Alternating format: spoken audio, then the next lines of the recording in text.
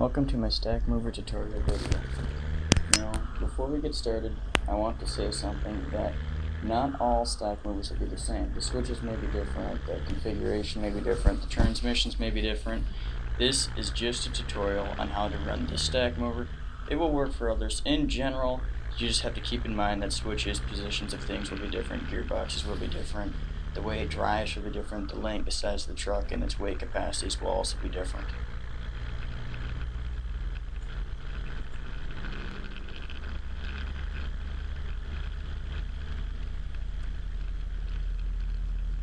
Now, the way Stackmover works is it's got a set of chains on the back of the bed that rotate in the opposite direction of the drive wheels to pick up a stack, as you will see here.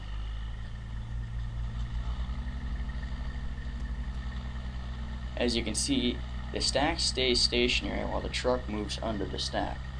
It is the way the chains in the bed rotate through the drive line back behind the cab that allows this to work that way, like a treadmill in reverse.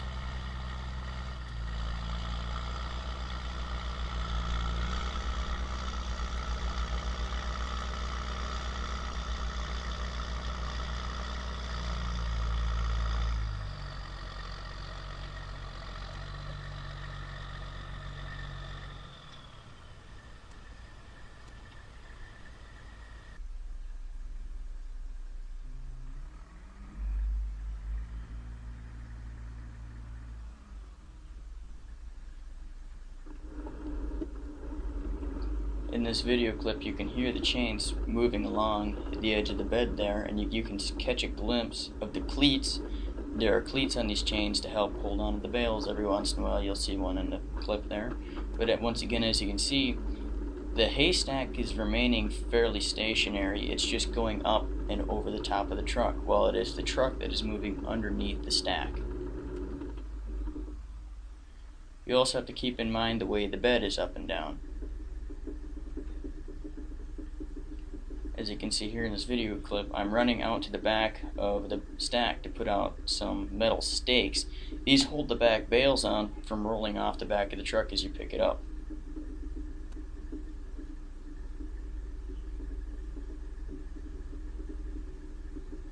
You also don't want to be standing behind the bales when they're loading it up, because if they do roll out, you really don't want to be underneath them.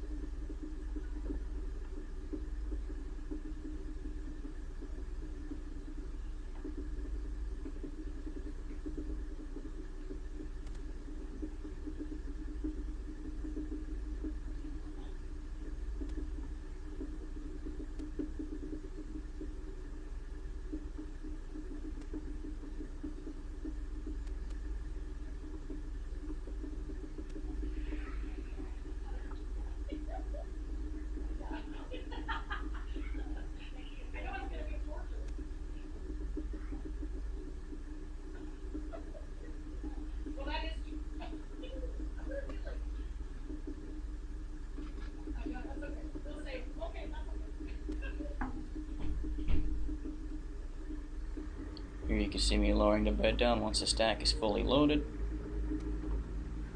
And there you can see some cleats up along the bottom left top of the bed there.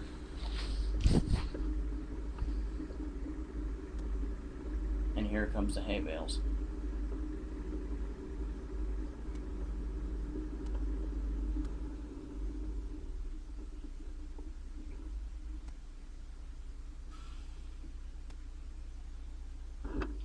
Now this is that PTO and chain drive rack that you saw in one of the earlier clips.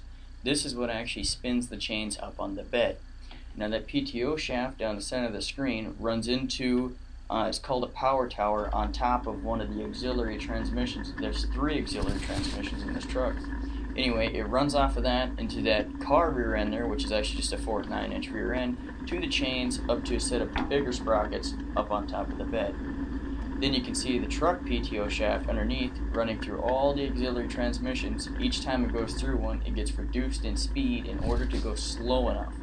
That way when the drive wheels turn, they're spinning at the right rate.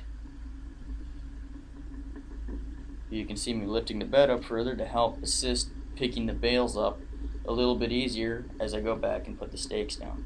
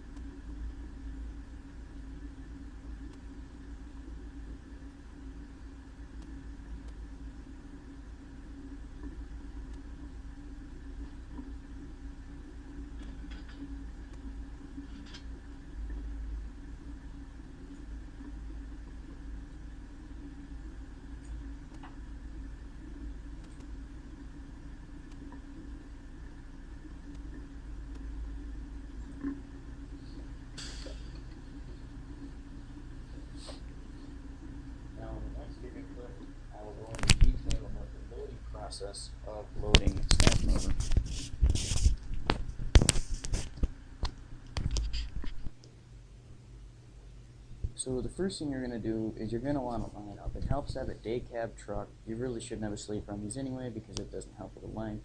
But you're going to want to line up to the stack looking through the back window down the bed. As you can see in the video, I'm now backing up to the stack, and I'll get the end of the bed about a foot to a foot and a half away from the bales. Then we'll start the rest of the process. Now the first thing you're going to want to do is you're going to want to flip, in this truck there's a main auxiliary, the spicer, the blue shift knob to 1. Then you're going to want to shift your switches on the dash all to 1. You're going to want to turn on the inner axle differential, and if the conditions are muddy enough, you're going to want to switch your normal axle differentials on too. Now you can put the truck in reverse low or reverse high. In this video clip I put it in reverse high just because I can, it's faster. If you're just beginning, you'll probably have to do it in reverse low. That way you can keep track of it, but once you're experienced, it's fairly easy to back up onto the stack in reverse high.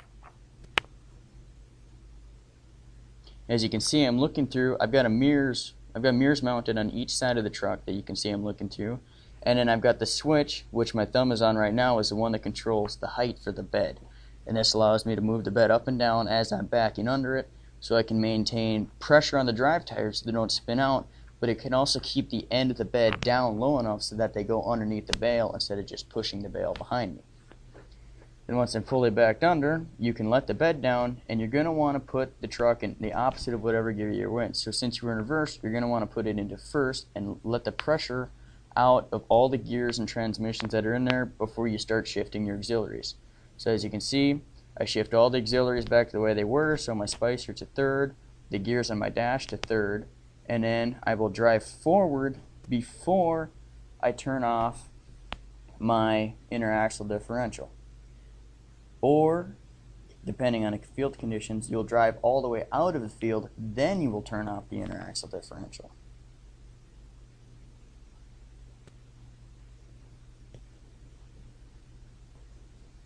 You're also going to want to write down the stack if you know the details about it. A lot of the times you'll know the weight when you load it if you have a scale on your truck. And you'll oftentimes know the field name and the customer you're hauling for before you load it. You can write that down. If you know how far the load is going, you can write that down too, or you can record it and write it down after you've done the trip.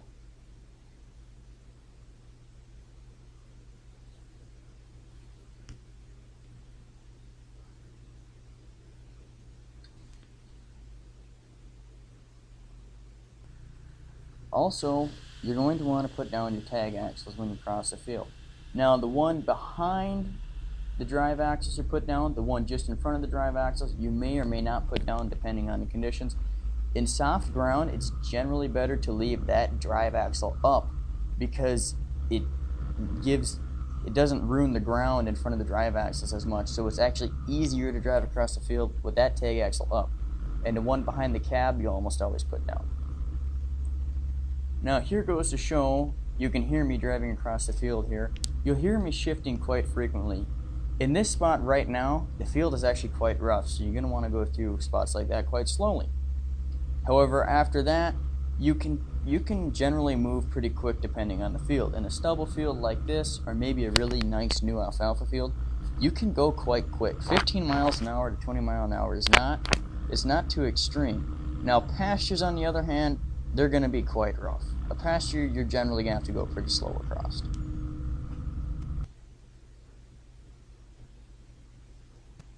Now, once again, depending on how soft the field is, you see I put my tag axles down there. But if the ground is really soft, you're going to want, like, if you have an 18 speed, use it to your advantage. You split every gear you take your drive through. I will split, I'll go first high, or first low, first high, then I'll switch to second low, second high. I'll split the first 4 gears in this truck if the field is soft enough.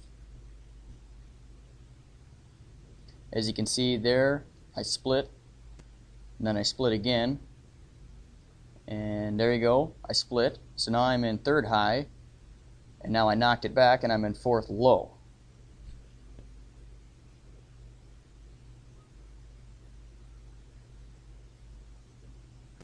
Now stubble fields will generally be quite soft depending on the conditions. Pastures, they're generally pretty solid ground due to the way the grass is. The grass roots hold the ground together quite well. And an alfalfa field, it depends. If the alfalfa's kind of thin and it's more grassy, the ground may be a bit more stable. However, if it's thin with no grass, the ground could be quite soft. If the alfalfa is extremely thick, it could be quite stable. Alfalfa fields really depend. However, stubble fields are generally soft, and hay fields are generally pretty hard.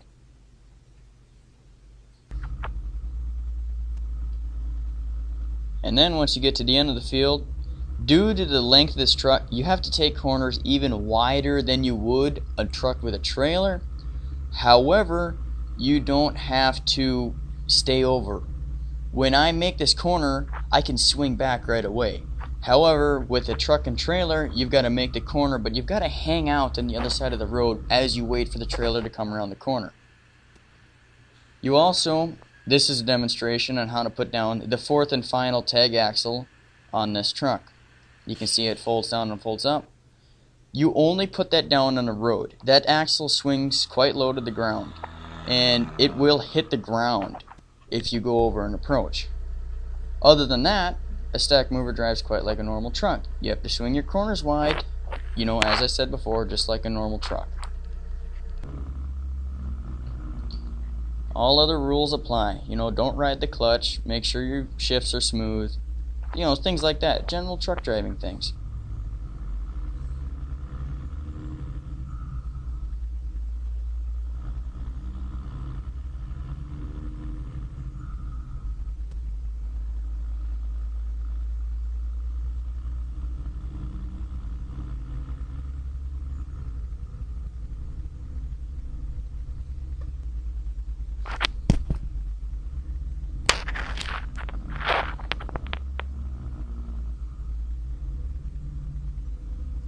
One of the big differences, or some of the big differences between a Stackmover and a normal truck is a Stackmover, it is quite wider. You do have to watch the ends of your bed because a Stackmover can be up to 16 feet wide.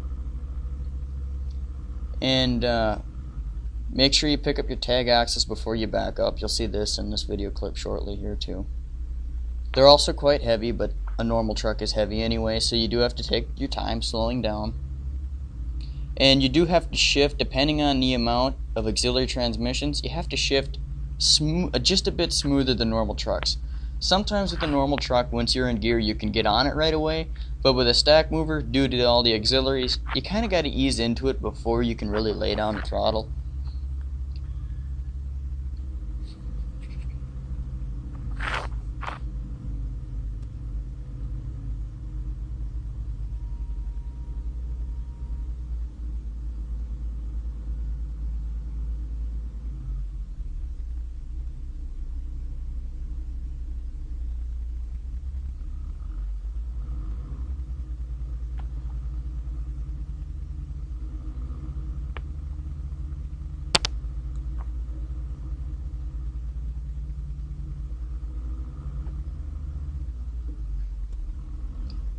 Also, when you're driving a Stackmover, you want to make sure you don't go over any ground that's too steep or too hilly.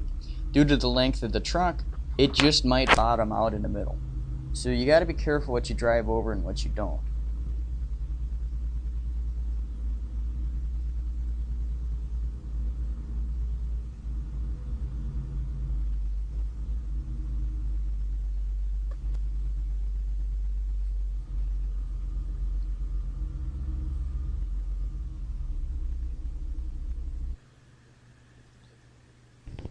Here's the same shot from a different angle. You'll see that as I come in, I swing the truck, kind of makes, begin my wide corner here because I got to back all the way around that first row of stacks. And I'm going to put that stack in front of the second row of stacks on the screen, the one that's not quite as far out. So you'll see when I do this, first of all, I lift up all my tag axles.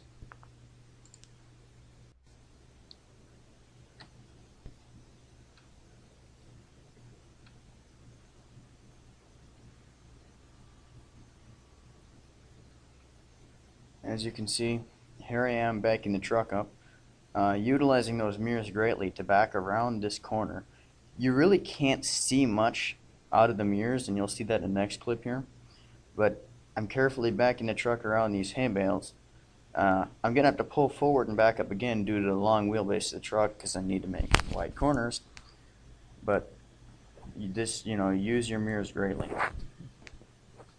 They're there for you to use.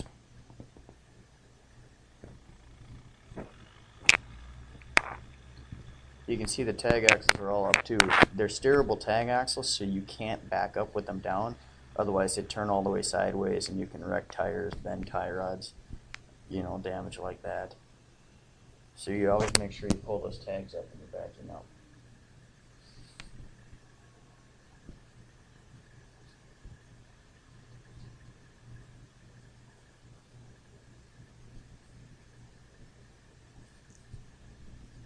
And here's a good image of what I see through the mirrors. It's actually even narrower than this. I can really only see to the second tag axle out maybe halfway between to the end of those grain bins there. Not quite that far. It's about what you can actually see from the mirror. So you can't see as much. That's something you do get used to over time. As you practice more, you get better at using those mirrors. You really can't see much through them, but you get better with it over time. When I first started out, it basically couldn't. I had to get out of the truck and look and back up and get out of the truck and look and back up. But now I'm back through gates with those mirrors all the time. The mirrors are like backing up's like second nature with those mirrors.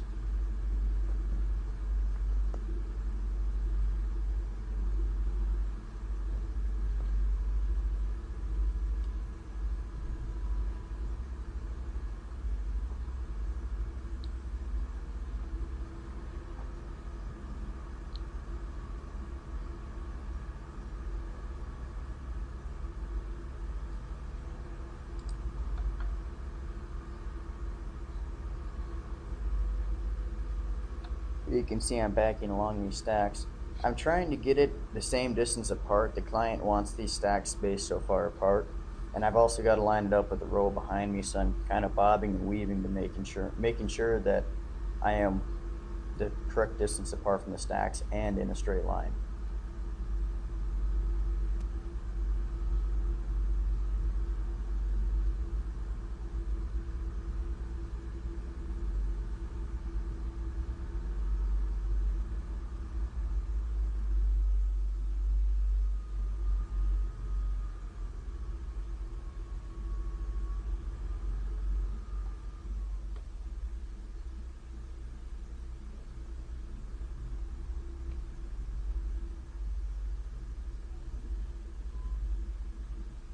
Now I'm shifting all the transmissions in the right gears and getting ready to raise the bed up and unload.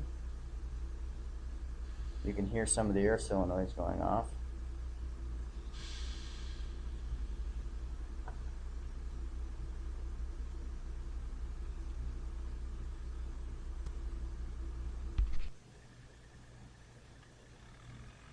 And here I am back to the last clip where I actually unload. I split this clip into two to help you guys see just how little I can actually see through those mirrors.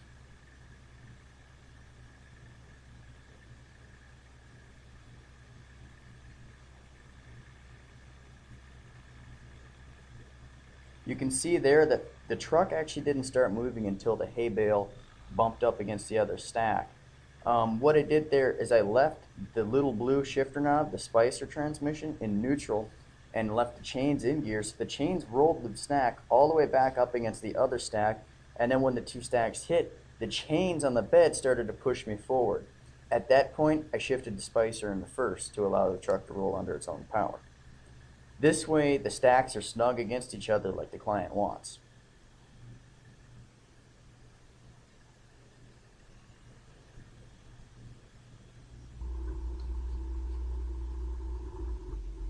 And here you can see again, the truck is not moving, however, the stack is.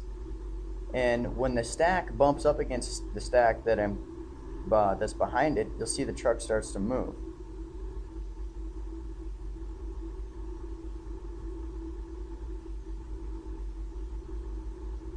There, they bumped up against each other, and now you can see using the ground and the other bales beside the bed as a reference point, the truck started to move, whereas the stack I'm unloading is staying in its place, bumped up against the stack behind it.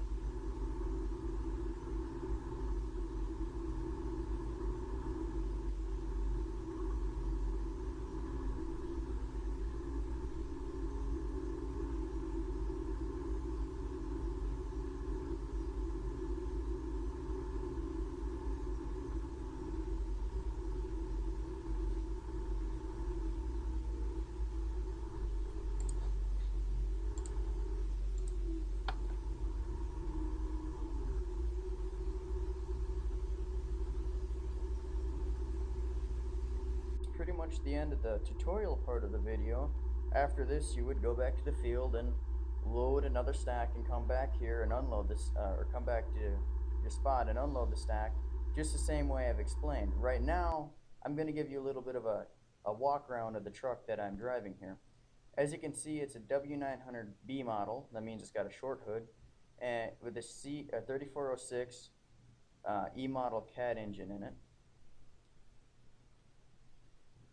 The bed up on top is made by a company called Crawford out of Aberdeen, and underneath this panel here, there's the PTO shaft going to the car drive line of the chains up to the top of the bed there.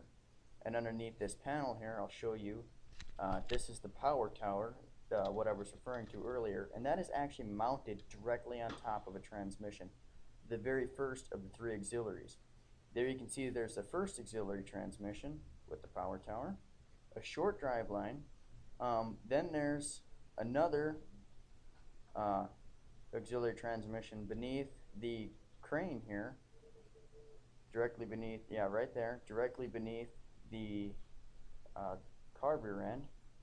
Then here's another transmission. This one is a Spicer transmission. This has got the little blue knob in the cab I was showing you.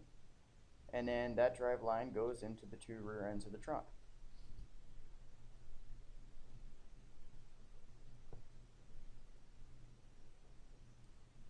And you can see there's 9 rows of chains on the bed, and only certain parts of the chains have cleats, because when you load and unload, the chains actually go back to the same place you were in. So only about 2/3 of the chain actually have cleats on them.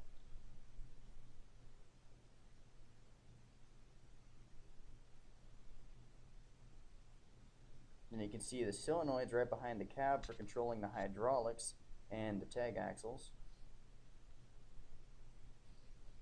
and the power tower. Then here's an in-cab kind of walk around. The 5 switches on top there control my tag axles. Only 4 of them work. I don't have a 5th tag axle. Then there was the hydraulic lever for lifting the bed up and down, a regular 18-speed transmission, the Spicer 4-speed transmission. Then these 4 switches on the dash here control my 2 other auxiliaries. That is the interaxle differential. Then there's my 2 differential locks, and those are the PTOs. The first one on the left is for the hydraulics. The one on the right is for the chains. Up here I have a scale.